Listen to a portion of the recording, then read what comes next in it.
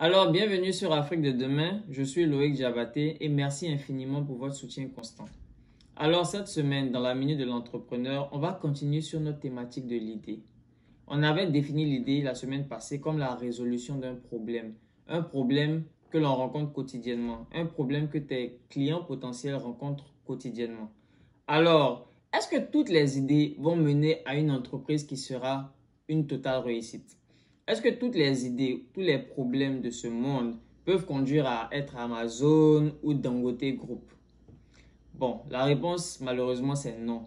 Parce que 90% des petites entreprises, 90% de ces entreprises naissantes qui pensaient avoir une idée innovative, qui pensaient pouvoir apporter une pierre solide à l'édifice, eh bien elles ont échoué avant même 5 ans. Alors comment est-ce que toi tu peux valider ton idée pour être sûr que le marché actuel a besoin de toi?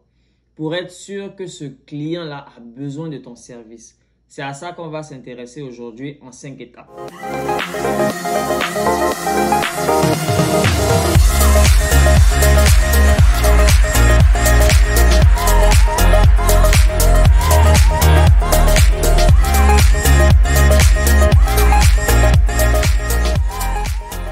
La première étape, c'est émettre des hypothèses. Émettre des hypothèses, c'est juste se poser des questions et être franc. Répondre de manière franche sans vraiment être sûr à 100% que c'est vrai. Alors, tu vas te demander, c'est quoi toi ton objectif? Pourquoi est-ce qu'aujourd'hui tu décides de te lancer en business? Nous, par exemple, ici à Afrique de demain, on dira que on veut promouvoir l'entrepreneuriat. On veut promouvoir ces petits Africains qui ont commencé petits, avant même d'être prêts, mais avec une vision grande. On dira que c'est inspiré, on dira que c'est motivé, on dira que c'est apporter les outils nécessaires à tout entrepreneur africain pour qu'il puisse réussir. Une compagnie comme Tacos for Life, ils diront qu'ils veulent déverser une partie de leur profit pour lutter contre la faim dans le monde. Eh bien, la réponse, elle est personnelle. La deuxième question que tu pourrais te poser, ça serait, quel est le problème que j'essaie de résoudre? Bon, la troisième question, ça serait, quelle est la solution que j'apporte? Comment est-ce que ma solution, elle est différente des alternatives qui existent déjà? Parce que le problème que tu essaies de résoudre, ce n'est pas un nouveau problème qui vient juste d'apparaître. Les compagnies, ils ont déjà ce problème depuis un bon moment. Comment est-ce qu'avant toi, ils réussissaient à résoudre cela? Une autre question, ça serait une hypothèse, ça serait comment est-ce que tu vas monétiser ton projet? C'est-à-dire, je ne te demande pas de venir avec un schéma pour me dire cette année on fera 100 000 francs, l'année prochaine on fera 2 millions. Non, je veux juste savoir comment est-ce que tu comptes faire de l'argent avec ce projet. Alors, quand tu réponds à cette question, tu as tes hypothèses. La deuxième étape, c'est une étape que beaucoup d'Africains n'aiment pas. Parce que j'entends souvent dire, si je parle de mon idée, les gens vont voler mon idée, les gens vont me couper l'herbe sous le pied, les gens vont copier mon idée, voler ça. Bon, moi ce que je vais te dire, le plus important en entrepreneuriat, c'est pas l'idée. L'idée peut-être c'est 5-10% de l'entrepreneuriat. Le plus important, c'est l'exécution. Comment est-ce que tu exécutes cela? Ta personne, elle est unique. La valeur que tu apportes, elle est unique. Loïc Diabaté aujourd'hui, devant cette caméra, je suis unique. Mon style, il est unique. Ma personnalité, elle est unique.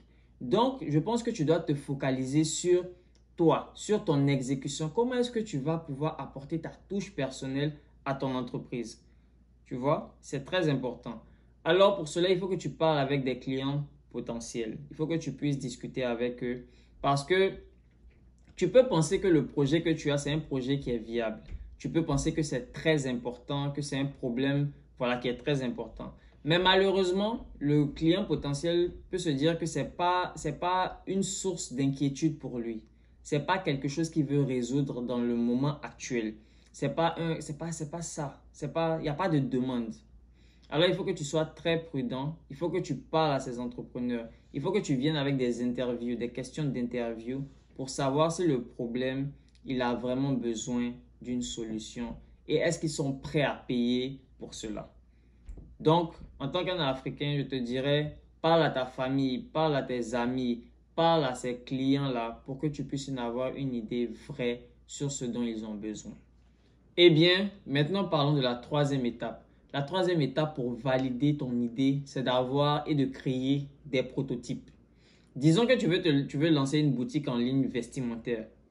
Quand tu vas aller voir ces clients potentiels, tu ne peux pas seulement leur expliquer ce que ta marque représente, voilà les designs que tu veux faire. Non, il te faut un prototype pour que le client puisse juger par lui-même de la finition, de la qualité, de la couleur, du design, de tous les éléments de ton produit. Et il n'y a rien de mieux qu'un prototype pour pouvoir véhiculer cette information. Même si tu décides aujourd'hui de développer une application pour faciliter le transport en Afrique, le transport des biens et des personnes, ça serait bien d'avoir une application sur ton téléphone pour que le client puisse l'utiliser, voir le service que tu proposes, pouvoir manipuler l'application, voir le design, le menu. Ça serait toujours mieux que tes explications. C'est pour ça que le visuel, souvent, c'est très, très important. Ça permet de vraiment véhiculer ton message de manière facile, simple, voilà, sans beaucoup de tralala. Alors, j'ai besoin que tu développes un prototype lorsque tu veux valider ton idée.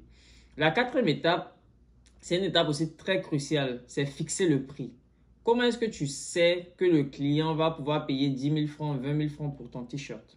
Tu ne peux pas seulement te baser sur toi, tes hypothèses, parce que toi, tu peux voilà, acheter un t-shirt à 10 000 francs. Il faut que tu puisses parler à ces clients, leur demander c'est quoi l'intervalle de prix lorsqu'ils jugent ton prototype. Qu'est-ce qu'ils seront prêts à débourser pour ce genre de produit? Tes amis, ta famille, bien sûr. Combien est-ce qu'ils seront prêts à payer pour ton t-shirt? Combien est-ce qu'ils seront prêts à payer pour ton application mobile? C'est comme ça que tu fixes le prix. Il y a quelque chose qu'on remarque vraiment actuellement sur Instagram et tout ça, c'est beaucoup de gens se lancent dans le vestimentaire. Mais le prix qu'ils fixent est souvent très très bas parce qu'ils se disent qu'ils vont avoir de la demande parce que le prix est petit. Ce n'est pas toujours vrai au début parce que nous autres, on ne sait pas que tu existes, on ne sait pas que ta compagnie existe. Tant qu'il n'y a pas de marketing. Donc ne te base pas seulement sur le prix. Essaie de trouver le juste prix en fonction de la relation qualité-prix. Pas trop haut parce que tu ne veux pas tuer ta demande, pas trop bas parce que tu ne veux pas tuer aussi tes marges bénéficiaires. Pour que ta compagnie puisse grandir et que ta compagnie puisse survivre, c'est très important d'avoir une stratégie prix qui est basée sur ton client, sur ce qu'ils vont te dire. Voilà pourquoi c'est important de parler de ton idée avec le plus de personnes possible pour que tu puisses avoir une idée de ta démographie. Et la dernière étape, c'est qu'il ne faut pas seulement se concentrer sur le positif. Il ne faut pas seulement se concentrer sur le positif parce que tes amis, voilà, tes amis, ta famille, même ces clients-là, des fois, ils ne vont pas vouloir te blesser. Parce que souvent, on est très attaché à notre idée projet, qu'on ne voit pas les limites, on ne voit pas ce qui ne peut pas marcher. Mais on aura toujours ces amis-là qui vont nous dire, je ne pense pas que ton projet va marcher. Ou je ne pense pas que cette partie elle soit vraiment bien. Et ces gens-là, c'est très, très important que tu les écoutes. Parce que c'est très difficile de se dissocier de son projet, comme je l'ai dit. Mais ces personnes-là vont te permettre aussi de voir les aspects négatifs de ton projet pour que tu puisses travailler là-dessus. Pour que tu puisses voir si c'est vraiment viable. Eh bien, pour résumer, 5 étapes simples peuvent te permettre de valider ton idée pour savoir si vraiment le problème que tu veux résoudre, il y a de la demande pour. La première chose, c'est de formuler des hypothèses, être franc envers toi-même et savoir pourquoi tu veux te lancer dans le business, les solutions que tu veux apporter tes potentiels clients.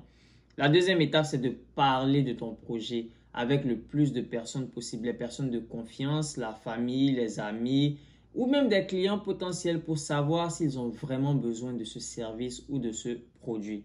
La troisième étape, c'est d'avoir un prototype pour que ce prototype-là puisse vraiment parler de manière éloquente de ton projet avec un produit fini pour qu'on puisse avoir une idée de ce que tu proposes. La quatrième chose, il faut que tu aies une stratégie qualité-prix qui est vraiment basée sur le client, pas sur tes hypothèses. Et la dernière étape, c'est arrête de te concentrer sur seulement le positif. L'entrepreneuriat, c'est de l'art et de la science en même temps. Et ce n'est pas que tout rose. Il faut aussi que tu puisses voir les problèmes venir de loin grâce à ces personnes négatives-là, que certains appellent les jaloux, les hypocrites. Voilà, je les appelle ces personnes intelligentes qui réussissent à penser outside of the box, qui réussissent à penser de manière différente. Voilà, pour que tu puisses t'en inspirer et régler les problèmes qui vont venir vers toi. Donc, merci infiniment d'avoir regardé cette vidéo. Merci infiniment pour le soutien et on continue d'apprendre ensemble. Bonjour chez vous.